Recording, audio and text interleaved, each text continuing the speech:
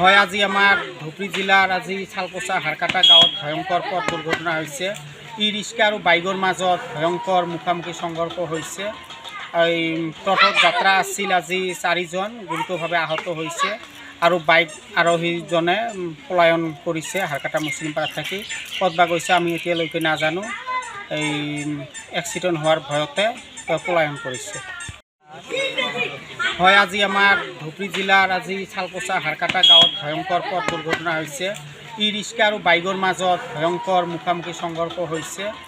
এই পথত যাত্ৰা আছিল আজি 4জন গুৰুতৰভাৱে আহত হৈছে আৰু বাইক আৰোহীজনে পলায়ন কৰিছে। হাৰকাটা মুছলিমপাৰাত থাকি ক'তবা গৈছে আমি এতিয়ালৈকে নাজানো। এই এক্সিডেণ্ট হোৱাৰ ভয়তে তেওঁ পলায়ন কৰিছে। হয় আজি আমাৰ ধুবুৰী জিলাৰ আজি চালপোচা হাৰকাটা গাঁৱত ভয়ংকৰ পথ দুৰ্ঘটনা হৈছে। ই ৰিক্সা আৰু বাইকৰ মাজত ভয়ংকৰ মুখামুখি সংঘৰ্ষ হৈছে। এই পথত যাত্ৰা আছিল আজি 4জন গুৰুতৰভাৱে আহত হৈছে আৰু বাইক আৰোহীজনে পলায়ন কৰিছে। হাৰকাটা মুছলিমপাৰাত থাকি ক'তবা গৈছে আমি এতিয়ালৈকে নাজানো। এই এক্সিডেণ্ট হোৱাৰ ভয়তে তেওঁ পলায়ন কৰিছে।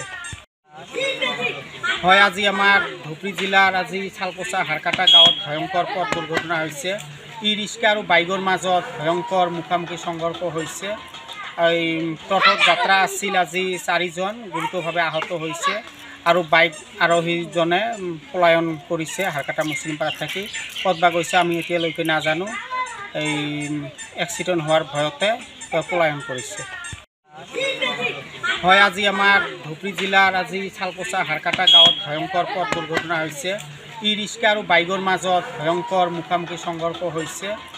এই পথত যাত্ৰা আছিল আজি 4জন গুৰুতৰভাৱে আহত হৈছে আৰু বাইক আৰোহীজনে পলায়ন কৰিছে। হাৰকাটা মুছলিমপাৰাত থাকি ক'তবা গৈছে আমি এতিয়ালৈকে নাজানো।